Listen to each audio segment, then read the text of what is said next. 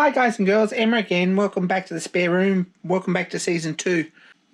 Welcome back to season 2 and another Patreon build. Appreciate everyone who's hung in there this long. I'm not going to say too much about this really in this build. There's a lot of information to get through and I want to keep these videos a little bit succinct so people keep watching. But thanks everyone who's stuck to me for this long. We got through one build and we'll get through the next one, I hope. I put a poll up on Patreon. I'm sure most of you saw it. If you haven't seen it, well, it's too late. But I had some ideas for another project. I sort of think there were some good ideas amongst them and I would have been more than happy building any of them. And I really wanted people to decide, so the overwhelming response was for a vintage IC or internal combustion engine. It's a bit of a task, and this project's not going to be a step-by-step how to do this. It's going to be a, this is the way I did it, this is the way I solved these problems, this is what I did, and this is what I learned from the process, because this isn't something I've done before and it's a bit of a learning curve on all sorts of levels, from the pattern making to the foundry work to machining the castings to making it run to the electrics. There's going to be a bit of work in it. So I thought long and hard about which one I was going to pick. And once again, there were some real good options. There was a build from 1913 by Wing Commander Farron, or W.S. Farron as he was then, before World War I. A very, very pretty little engine. Isometric views and pictures, lubricating system, good drawings. But a little bit big for my machinery and a little bit big to carry around, and like all these projects, a little bit too complicated and not quite enough information to build it. There's no information on the carburetor, there's no information on the electrical system.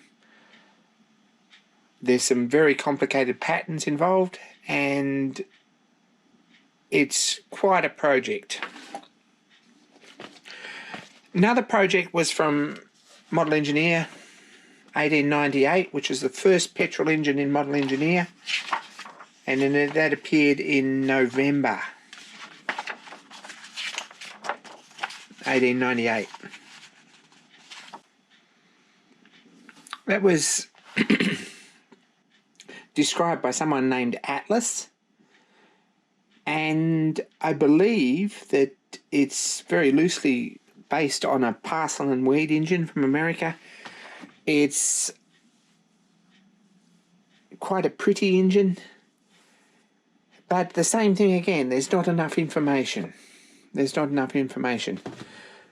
Another project would have been Westbury's Kiwi engine, Westbury's Kiwi engine, and I looked very carefully at that.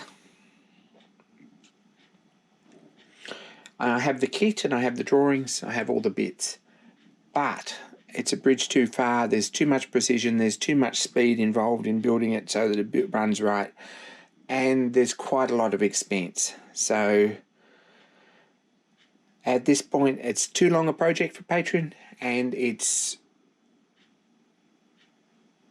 too complicated, and it's, as a first project, unlikely to run.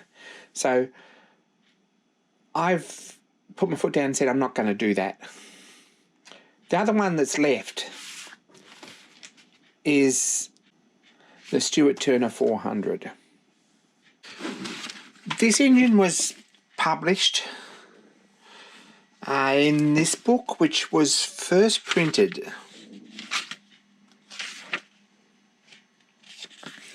in October 1913.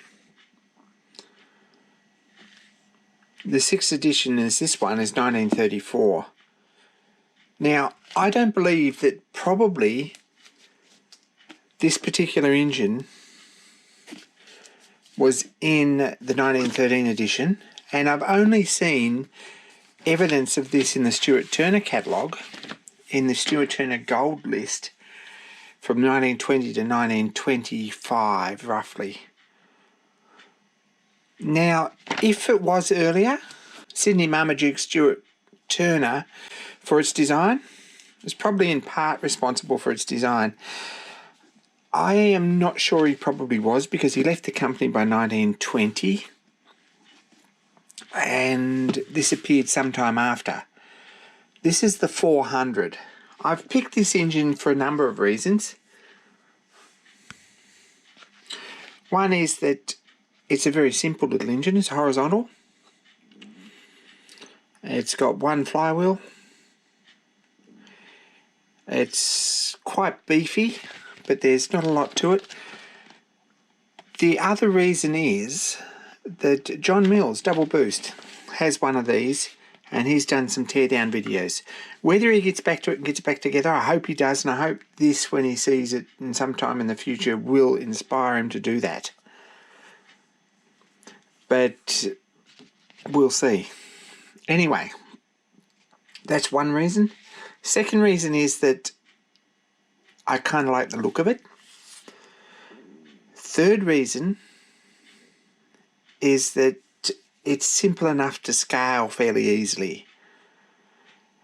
These engines are all small power engines, and they're all designed to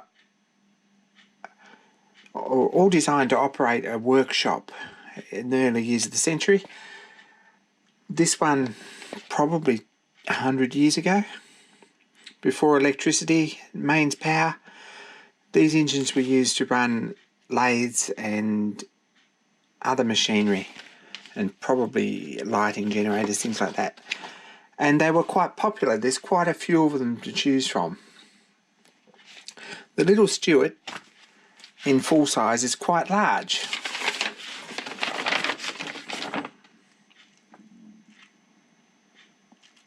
And if we have a look at the drawing,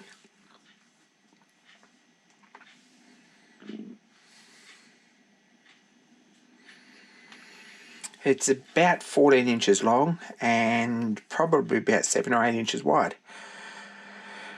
I've opted to scale this down, and I'm going to build this 3/4 size. That even was probably a bridge too far, but we'll get through it and we'll get it done, even if we've got to go and borrow some machinery and film it on location. But we will get this done. The flywheel's about 5 3/4 inches. And some of the castings have happened already, and we'll go through them in a future video and some of the process. But to give you some idea, this bed plate, which, if we have a look, is about 4 inches wide and probably about 10 inches long and 1.25 inches high. I've cast this in aluminium because this is a project that I can do here, and we've made a pattern to match.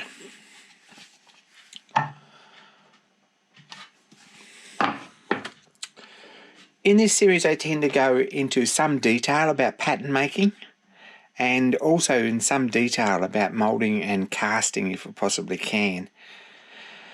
Some of these castings, in particular the flywheel, I'm going to buy in because it's a much cheaper option and a much easier option. The main body,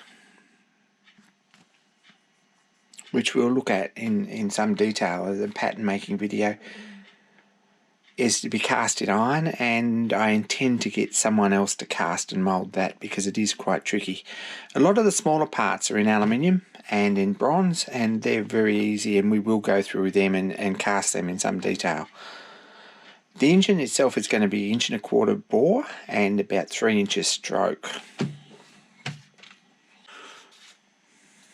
This makes for a fairly beefy model. Just holding that in my hands, you can see that it's quite stocky, fairly complicated. There's also some fairly complicated cores and other work involved in this. So we'll have a look at some pattern making, and we're going to have a look at some casting, and we're going to have a look at some machining and some finishing, probably some gear cutting, and fitting up bearings, and some basic petrol engine theory. Hopefully this will go. It is quite a project. I would try and get this done in about as many parts as we've got the little traction engine going. And I really appreciate everyone following along, and I appreciate your input, because this is going to be something that I haven't attempted before. So the next video is going to deal pretty exclusively with some pattern making and probably even some casting. I've taken the liberty of blowing this up out of the book so we don't damage our nice book from 1934.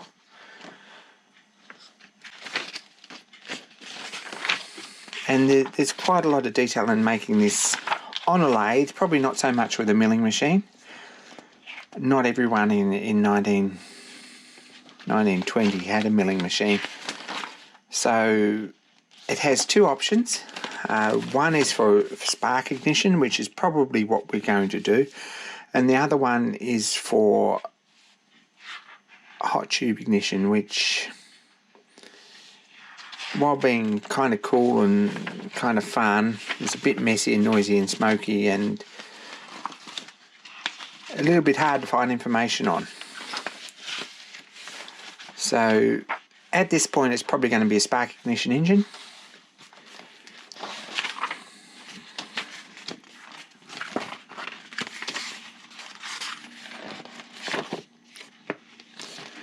And there's still a lot of work to do before we can start machining. So thanks for watching. Jump on and enjoy the ride. Appreciate your input, appreciate your comments, and appreciate all that everyone who's watching this on Patreon has done to get this project up and running. More soon, guys and girls, and don't forget to be kind to each other.